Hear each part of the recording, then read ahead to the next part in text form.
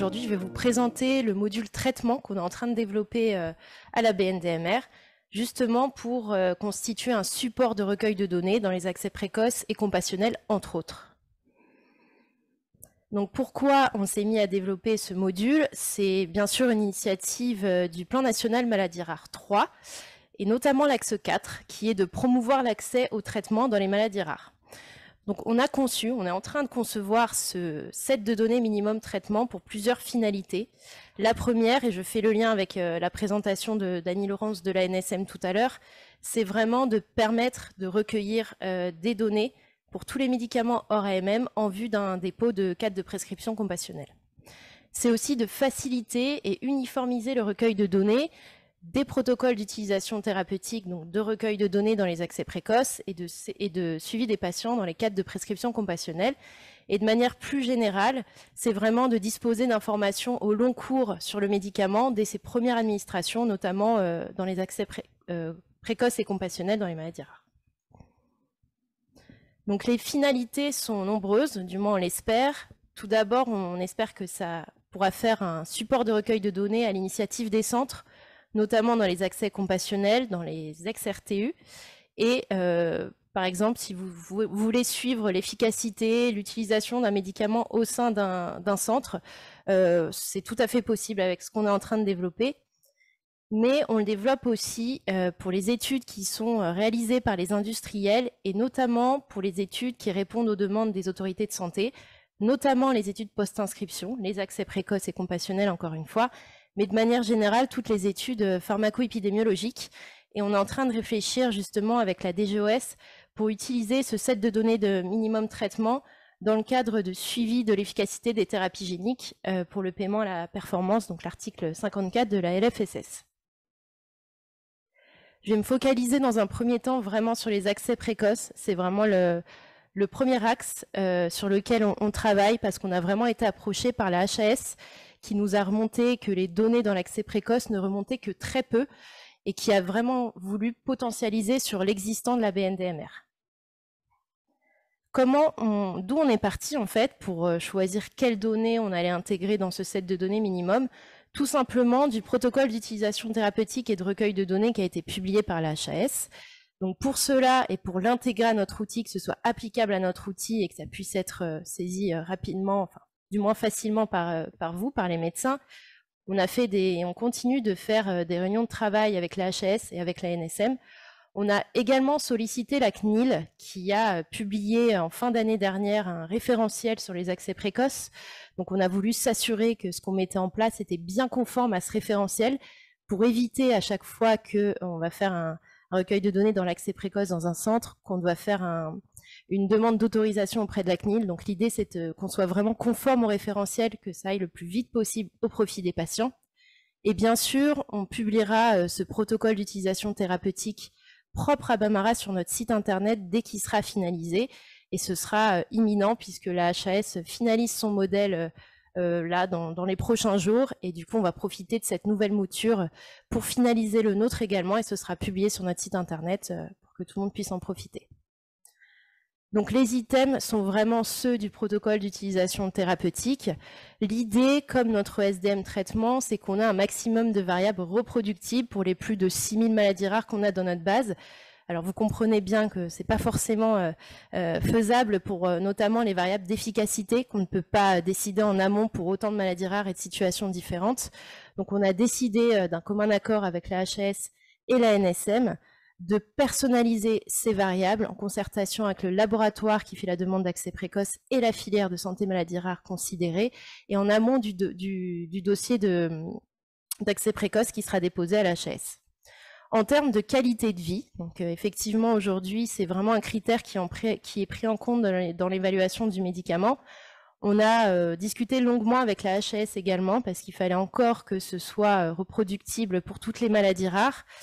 Et que ça évite en termes de saisie, que ce soit bien sûr applicable à toutes les contraintes qu'on connaît dans les centres de difficulté de saisie, de charge de travail, etc. Il a été décidé avec les différents experts qualité de vie aux autorités de choisir le SF12, qui est un questionnaire de qualité de vie composé de 12 questions et qui prend environ 2 minutes à remplir. Donc nous, on va anticiper au maximum cette démarche. On a commencé à modifier les notes d'information. On va publier ces questionnaires sur notre site internet et on aidera au maximum les filières de santé et maladies rares dans cette démarche. Il s'est posé également la question, je crée un petit aparté, sur les populations pédiatriques, parce qu'effectivement, le SF12 n'est pas forcément adapté aux populations pédiatriques. C'est en cours de discussion, encore une fois, avec la HAS. Et on espère pouvoir proposer un questionnaire générique qui soit applicable aux populations pédiatriques. Alors, parce qu'il est toujours intéressant de voir à quoi ça pourrait ressembler. Donc bien sûr, le module traitement sera intégré à Bamara, donc ce sera les mêmes modalités de saisie, on n'aura pas de choses qui changent. Alors, je ne sais pas pourquoi l'écran est coupé, mais on voit le principal. Donc comme le nécessitent les études sur le médicament, et notamment l'accès précoce, on aura toutes des données autour de l'instauration du médicament. Là aussi, on aura une intégration avec le Teriac. Donc, on aura quelques données qui seront autogénérées à la saisie du médicament sur Teriac. Donc, voilà, les traitements antérieurs, les traitements concomitants et le questionnaire de qualité de vie à la fin. Et de manière similaire, des fiches pour chaque suivi du patient qui a un médicament en accès précoce. En termes de circuit, encore une fois pour les accès précoces, tout démarre de la HAS, c'est-à-dire que lors des rendez-vous pré-dépôt entre la HAS et le laboratoire, la HAS, donc, qui est bien sûr au fait de notre projet, conseillera lorsque c'est pertinent au laboratoire de passer par la BNDMR pour utiliser le SDM traitement dans le cadre des accès précoces. Nous, une fois qu'on est contacté, on s'assurera que la filière de santé maladie rare considérée est bien au courant du projet et du fait que le laboratoire veuille passer par nous. À ce moment-là, on discutera des variables d'efficacité à personnaliser pour intégrer dans le modèle. Et puis, une fois que le laboratoire a déposé sa demande, donc la HS a 3 mois pour donner son autorisation, et ensuite, le laboratoire nous contactera à chaque fois qu'il valide une demande d'accès au traitement d'un prescripteur pour que nous, on puisse déployer le recueil dans les centres considérés. Donc, il n'y aura pas de données de patients qui transiteront entre nous. Le laboratoire nous dira, par exemple, le professeur Rimanabou à Necker, un patient qui est éligible pour avoir ce médicament dans les épilepsies rares, et nous on pourra du coup déployer le module dans les centres considérés. Donc j'ai parlé beaucoup de l'accès précoce. Bien sûr, les discussions sont en cours pour les autres finalités. Donc Annie-Laurence le disait tout à l'heure, on a quelques réunions de travail prévues et passées avec la NSM pour justement utiliser aussi le SDM traitement dans les recueils de données, dans les cadres de prescription compassionnelle et dans les autorisations d'accès compassionnel. Donc à la fois pour collecter des données sur le médicament avant le CPC, et une fois que le CPC est autorisé, pour continuer la collecte de données, mais cette fois-ci à la charge des laboratoires. Bien sûr, les études académiques à votre initiative, à l'initiative des centres, des filières, d'un médecin monocentrique, sont tout à fait possibles et encouragées. On sera là bien sûr pour vous aider. La procédure d'accès est la même que celle qui existe déjà, qui est décrite sur notre site internet, c'est-à-dire que le projet d'étude passera au comité scientifique et qu'on s'assurera de notre côté que tous les médecins des filières ont bien été mis au courant. Alors, quelques précisions, parce que c'est vrai que j'ai eu beaucoup ces questions lors d'autres interventions. On n'a pas du tout vocation à remplacer ce qui existe déjà, c'est-à-dire que s'il y a des registres ou des bases de données avec des données cliniques, des données poussées sur le médicament, il faudra les utiliser. On n'a pas du tout vocation à remplacer ou à concurrencer un outil qui marcherait bien. On met vraiment en place ce module pour combler un besoin et pas pour remplacer ce qui existe déjà. Ce ne sera pas non plus déployé dans tous les centres automatiquement, mais juste, comme je viens de l'expliquer, dans le cadre d'études, d'accès précoce, d'accès compassionnel, dans les centres considérés. C'est-à-dire qu'on ne va pas vous demander, à partir de demain, sur Bamara, de remplir toutes ces données sur le médicament.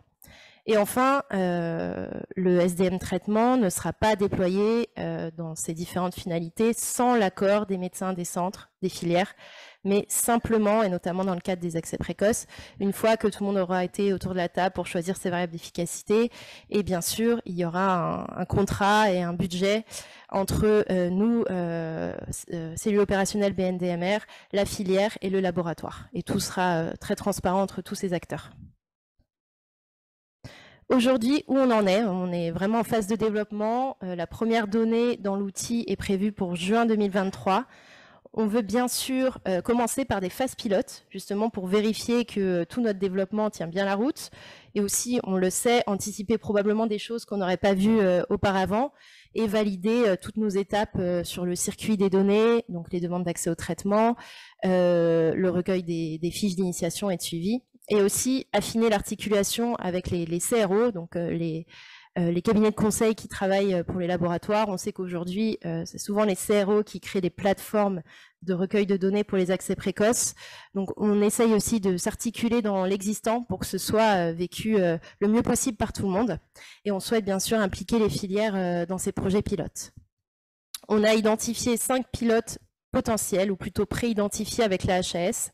On est en train de voir quel est le meilleur cas d'usage. On prendra notre décision probablement tout début avril. Et pour finir, donc voilà le rétro-planning. Donc, comme vous pouvez le voir à l'issue de la grande concertation qu'on a eue avec les filières, les autorités de santé, des représentants des industriels, des gens du terrain, on est vraiment aujourd'hui dans la recherche de pilotes pour voilà, la première donnée dans l'outil en juin 2023. Merci beaucoup.